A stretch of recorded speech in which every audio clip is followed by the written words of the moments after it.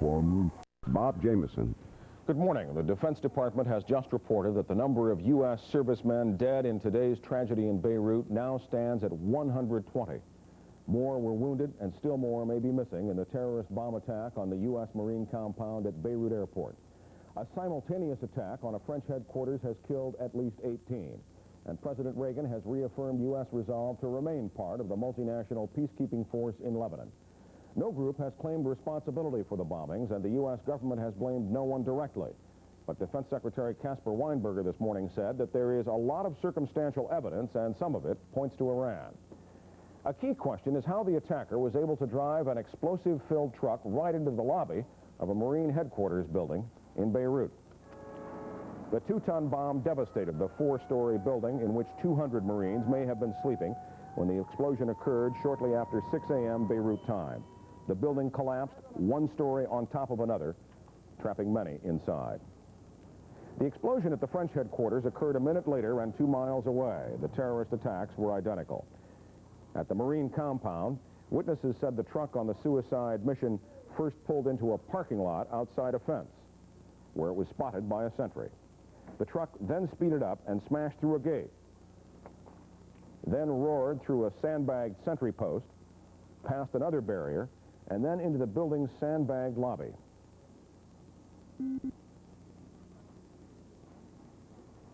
Where it exploded. Chunks of concrete and shards of glass were hurled hundreds of yards and wounded other Marines at an auxiliary housing building. Our correspondent in Beirut is Vic Aiken. This was the 4-story command center at the Marine base. Early this morning, it was reduced to rubble. Some Marines and civilian airport workers scrambled through the debris looking for survivors.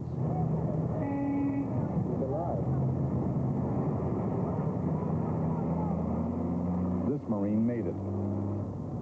Most of his buddies didn't.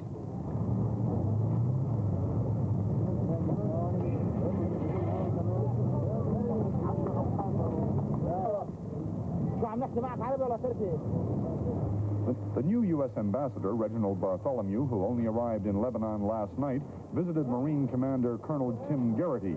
Garrity says the attack was a suicide mission using a truck loaded with explosives. It went through 2 barricades around another and ended up in the lobby of the main complex that houses the headquarters of the battalion landing team. A large number of our wounded, as well as the killed, are aboard now naval ships offshore here. These kind of things just harden our resolve, and that we will continue to do what we came here to do, and that is to provide assistance for a free and independent Lebanon. The building was used as the battalion landing team headquarters, packed with communications equipment, the intelligence section, and combat Marines. The building had sleeping room for about 160 men. Helicopters shuttled dead and wounded to 6 fleet ships which moved inshore. Some light artillery rounds were fired toward them, but fell short. The ships did not return fire. 2 minutes after the attack on the Marines, a French headquarters building in central Beirut was also flattened.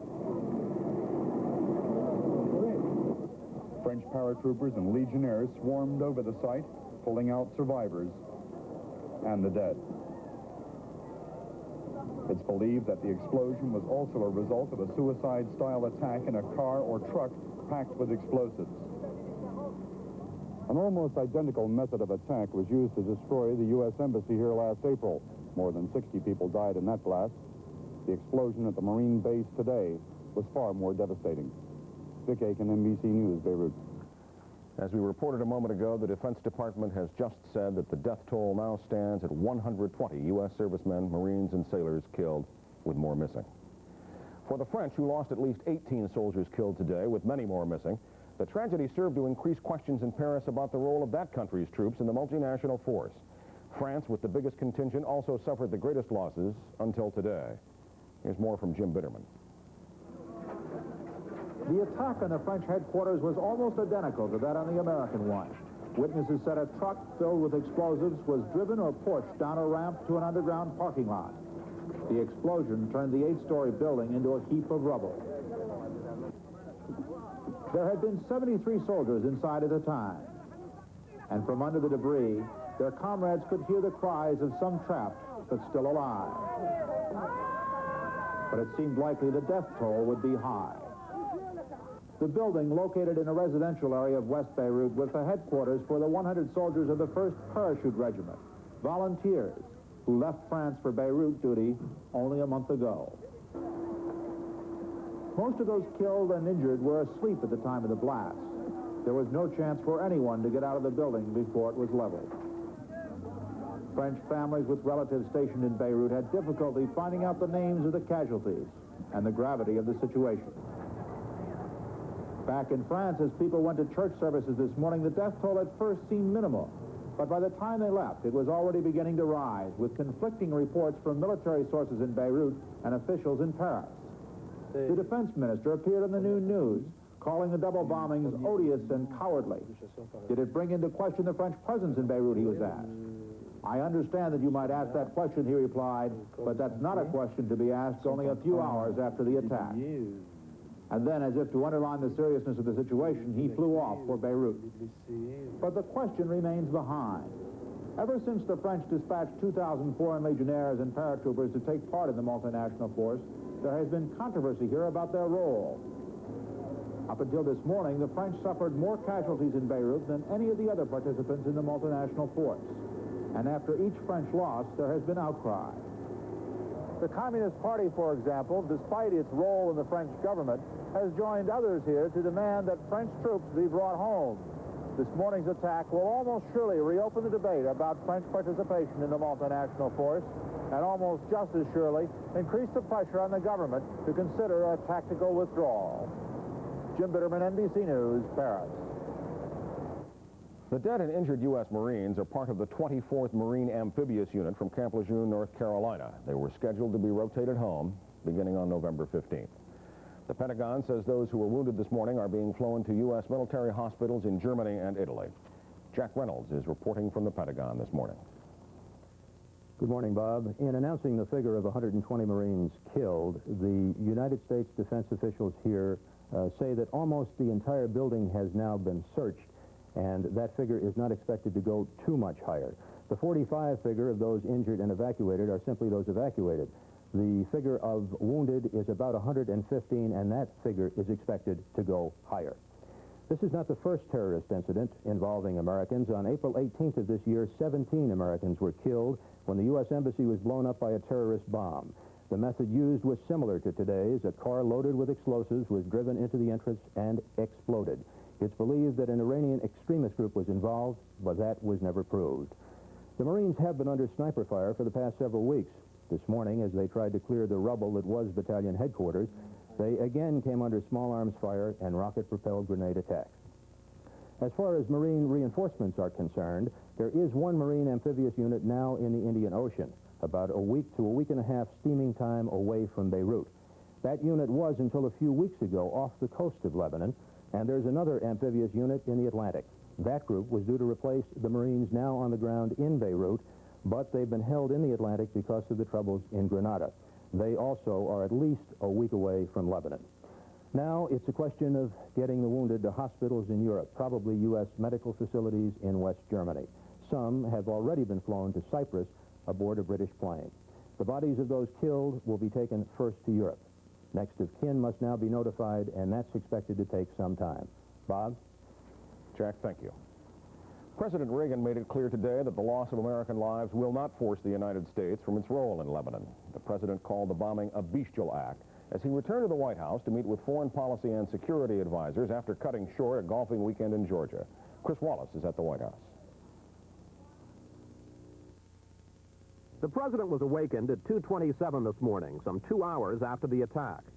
Starting at 2:45 a.m., Mr. Reagan conferred with Secretary of State Schultz and National Security Advisor McFarlane for 2 hours, getting the latest information.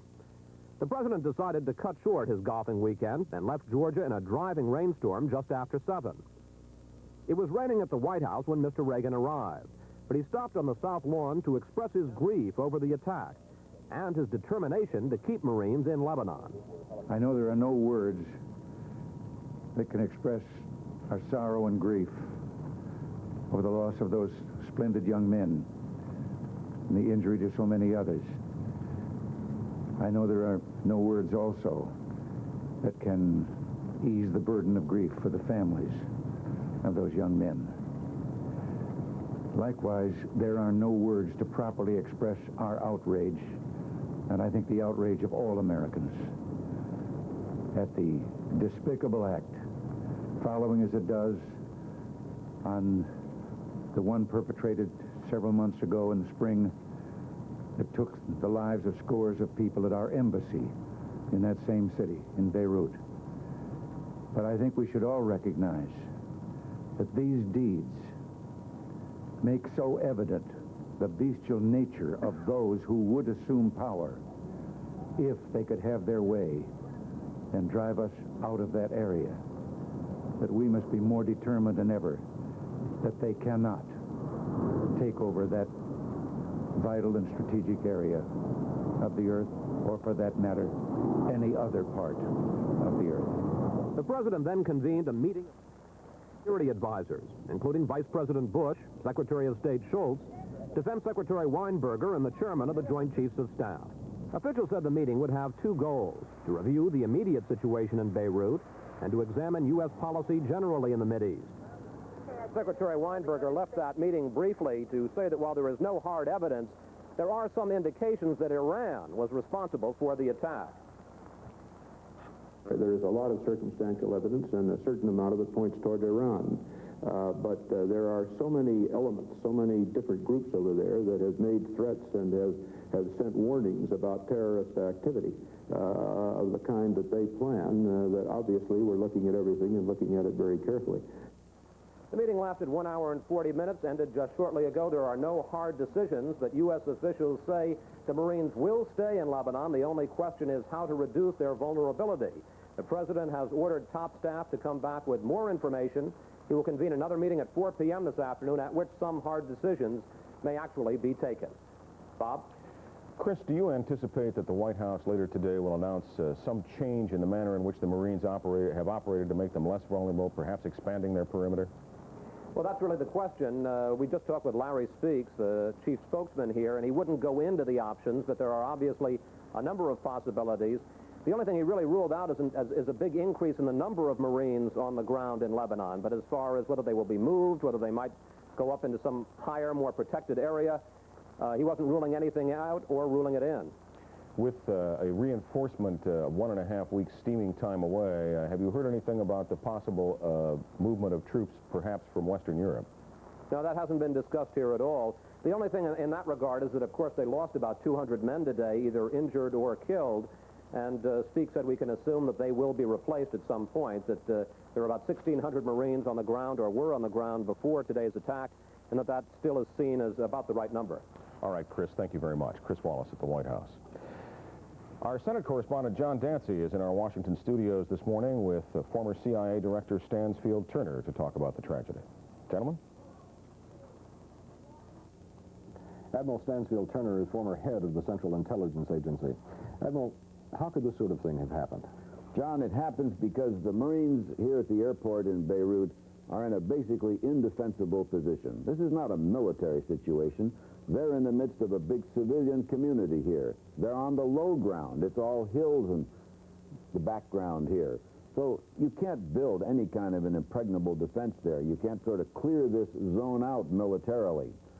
But apparently this truck managed to crash through a couple of barricades, go around another one, and drive right into the lobby of the barracks there. Isn't there security that would have prevented that? Well, of course, there's a chance that the guards at the barricades could have been smart enough and fast enough to shoot the truck and stop it, but that's a chance you always have to take. It happens in a couple of seconds and it's over with. I guess the more important question is, why did it happen? What were they trying to accomplish? The basic fact here, John, is that the United States has become a symbol in the internal Lebanese civil war. That's largely a religious civil war. People are fanatics. They are coming to see, for one reason or another, that attacking the United States might help their particular factional cause. Some of them may feel that if they attack the United States, it will force us out of Lebanon, and that will be to their interests. Ironically, others may feel that by attacking the United States, it'll make us fight, and that would be to their interest. Do you think we need to increase the size of the force there to adequately defend the Marines? I don't think there's any way you could possibly defend them in that indefensible position. I think the time has come seriously to consider pulling out. Really? To pull out? Yes. Why? Well, first of all, because we're going to take more casualties like this. When a man's willing to commit suicide to kill somebody, it's pretty tough to stop. Beyond that, John, we're becoming increasingly identified with the Maronite Christian government of Beirut, of Lebanon. And that's going to have us take sides in this civil war, and that's not going to be good for anybody's interests. Any mission like this depends on public support for it. What do you think is going to happen to that public support now? I think public support will definitely drop off. People don't want 70-some Marines killed wantonly like this. There is an additional question, which is congressional support. Whether or not the U.S. Marines should be part of the peacekeeping force in Lebanon was part of the recent debate over the War Powers Act, which led to congressional approval to keeping the Marines there for 18 months. Key members of that debate were Democratic Senator Biden of Delaware and Republican Mathias of Maryland. They're with John Dancy now in Washington. Gentlemen? Gentlemen, you just heard Admiral Turner say that he thinks we ought to pull out. What do you think we ought to do, Senator Mathias? Number one, I think it's too early to make that decision. I think to decide that this morning, hours after this tragic, shocking event, would simply be to reward the murderers, and I don't think we want to do that. I think Admiral Turner makes some very good points, however, that we cannot get bogged down in this factional fight, and that if we're going to be there, we ought to be there with a policy that is worth this kind of sacrifice. Senator Biden? I don't think there is a policy worth this sacrifice. I don't think this administration has defined clearly what the mission of the Marines is. As you recall, John, I argued the opposite point. I didn't think we should have given the president the 18 months. And I don't say that to be critical of Senator Mathias or anyone else. The issue, it seems to me, is whether or not there is a mission that can be accomplished, any reasonable prospect of accomplishment. So you think the president ought to now go about defining that mission in such a narrow way that it could be accomplished? Yes, and I think that when he goes through that examination, I believe it's going to lead to the conclusion that there is the need for two things to occur. One is that the Marines not stay in Lebanon, but two, while I'm not saying we precipitously say tomorrow bring all the Marines home. That we should not make that kind of decision, but we should have forceful diplomatic initiatives. Let me give you a case in point, and I know I'm talking too long, but let me do it real quickly. The fact of the matter is this meeting of national reconciliation breaks down and gets delayed because you don't have hotel rooms. So that's preposterous. When the Israelis moved into Lebanon, there were great opportunities for us then when the Syrians were on their back. We didn't move. We must move forcefully and imagine on the diplomatic front, and we're not. It can't be done militarily. You just heard Chris Wallace at the White House say that a meeting will be held this afternoon in which the White House, the president, and his advisors will talk about how you go about protecting those Marines there. Would you support an increase in the force there, Senator Biden, Senator Mathias? I would have great trouble with a significant increase in the force there. For the very reasons that Joe and I agree, that there has to be a policy to be supported. Now, we have many objectives in the Mideast. I think the time has come to focus on exactly what we want to do in the Mideast, and then to provide the resources to do that. But we cannot any longer have Marines there just as a presence, just as a symbolic act, because the cost of that symbol is too high. Well, I think let's decide that we really don't have a Middle East policy which is clearly defined. If we are going for a general settlement in the Mideast, that's one thing. If we're going to narrowly just help the Lebanese rewrite their constitution, that's a very different thing. If we're defending the oil supplies of the West, that's still a different thing. The time has come now to fish or cut bait. Senator Biden, do you think we ought to increase the force in Lebanon? The only circumstance in which I would support that would be if you proved to me that that was needed in order to safely evacuate the Marines. But increasing the force in Lebanon does nothing. For example, if we increase the force in Lebanon, what will happen is the Lebanese army will let us fight their fight for them. And that's preposterous. I mean, that's crazy, and that's exactly what will happen. The more we're in there, the more the Lebanese army will say, well, we'll hold your coat. And they have got to, I mean, think about those snipers. Here, what's happening now is while they're evacuating the dead, snipers are firing. Where's the Lebanese army? Is the Lebanese army up in the hills there? Is the Lebanese army going in there? That's what they should be doing. And that, of course, is precisely the lesson we learned in Vietnam, that we were trying to protect airports in Vietnam, and it was attacks on the airports that we sent out the first search and destroy missions on. And that's how that whole tragic episode unfolded. Let me ask you about the parallel with Vietnam. It seems to many people, of course, that this is the first ingredient in another Tonkin Gulf situation. Would Congress go for another Tonkin Gulf type resolution, giving the president broad powers? I think we did. I think we already did it. I realize I'm in a minority, but I think the grant of authority of another 18 months was a version of a Tonkin Gulf. But to go beyond that, I will be surprised, shocked, and angered if the Congress were to go for what you're talking about in addition to what we've done. Senator Biden and I have agreed up to this time this morning in broad measure, but here we disagree. What we adopted was a resolution which puts a cap on the escalation of the situation. I don't think the president, under the terms of that agreement, can send large numbers of reinforcements into the area without the concurrence of Congress. I don't think he can change the mission without the concurrence of Congress, and therefore we already have, I think, some limitation on the mushroom growth of this. If I could disagree with that respectfully, the fact of the matter is that I think the definition of the mission is so broad in that grant of authority that the president has the ability to mushroom whatever he wanted to mushroom. I think he's going to be wiser than to do that. But when they define the mission, remember, Johnny said, one, the goal is to remove all foreign troops in Lebanon. Two, to secure Israel's northern border. Israel can take care of itself. And three, to have a unified government. That is not doable with what we have. How would you go about getting the troops out of there? Do you have the power to do that? Well, I think, excuse me, you want to... No, go ahead. I think we have the ability to impact upon that in the following way. I think the President of the United States should be sending the Secretary of Defense and/or State immediately over to Geneva, that they should be demanding this National Reconciliation Group be sitting down tonight, not tomorrow, not next week, not 3 weeks from now, tonight, and making an agreement on what should be done in terms of the replacement for the multinational force in the region and what each is ready to sign on, and what the Lebanese army is prepared to do and commit. But you've given the president this broad mandate of authority over there through the War Powers Act. Do you now have the power, now that you've given him this authority, to pull it back? Yes, we do, technically, but I don't think you can answer that. Well, I think the power is broader than just what is within the four corners of the War Powers Resolution. After all, the resolution passed the Senate by a very narrow majority, and the president has got to look at that narrow margin of victory as a limit on the unbridled exercise of presidential prerogatives.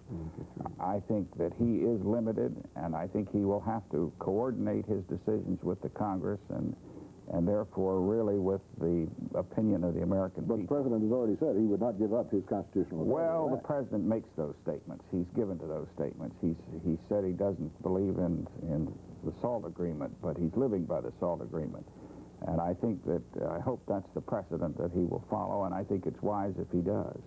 If you had 30 minutes in the presence of the president this afternoon, what would you advise him to do, Senator Biden? Presumptuous, but since you asked, I'll tell you. Number one, I would say, Mr. President, don't say anything to the press or to the world at all for a while. I don't mean just hours, I mean days, number one. Number two, get that meeting underway immediately.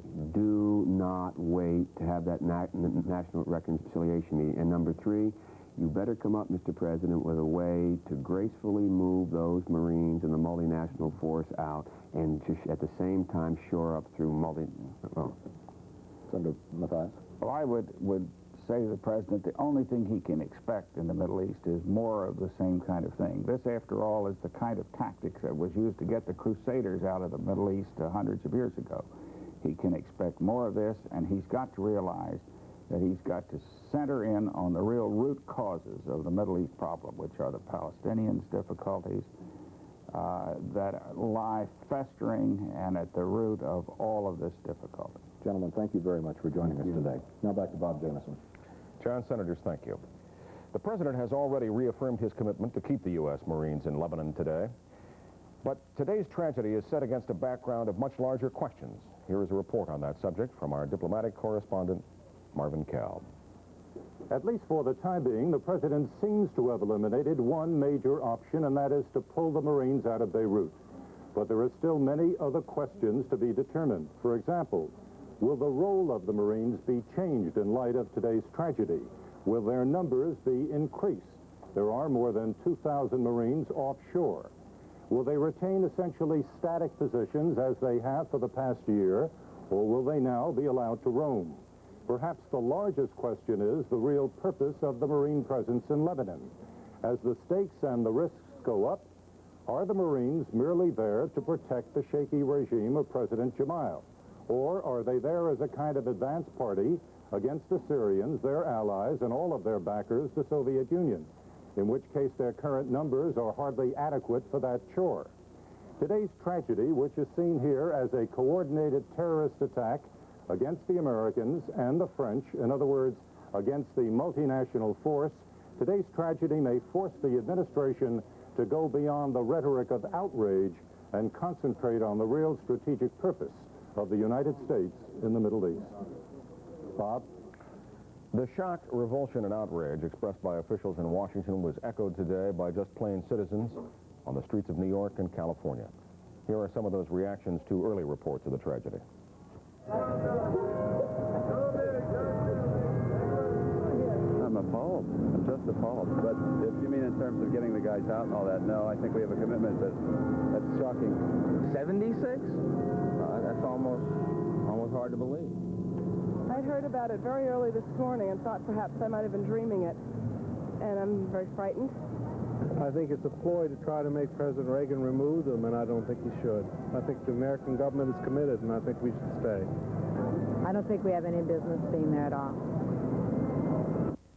I think that the people that did this are a fringe group that want to see no peace no matter what.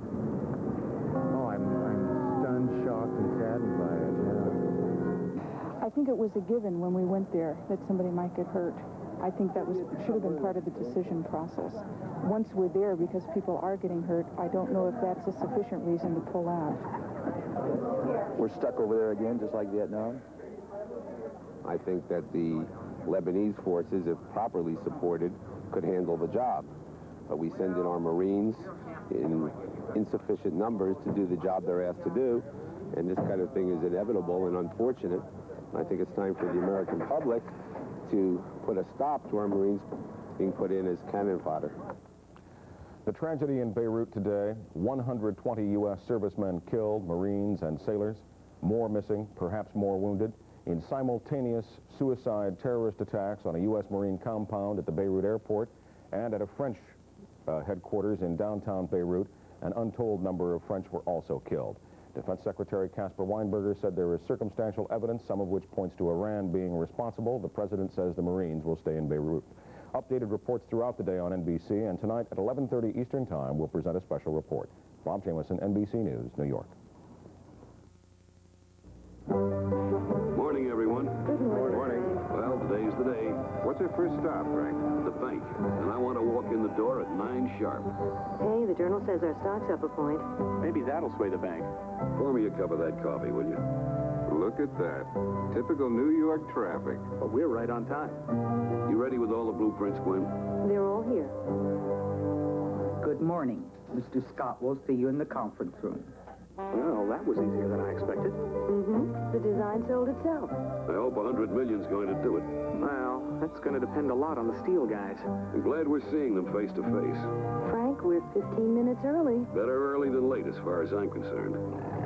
Well, we can build it within your budget, but we need a commitment now. Okay, you got it. Well, that's 2 pieces of the package. I'm hungry. Where are we eating?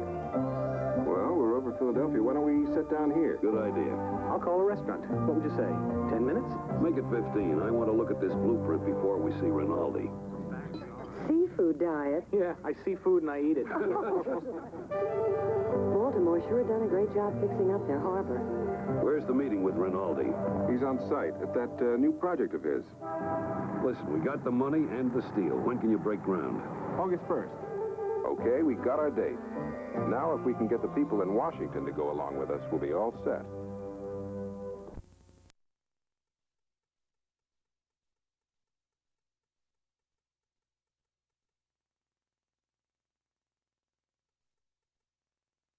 the last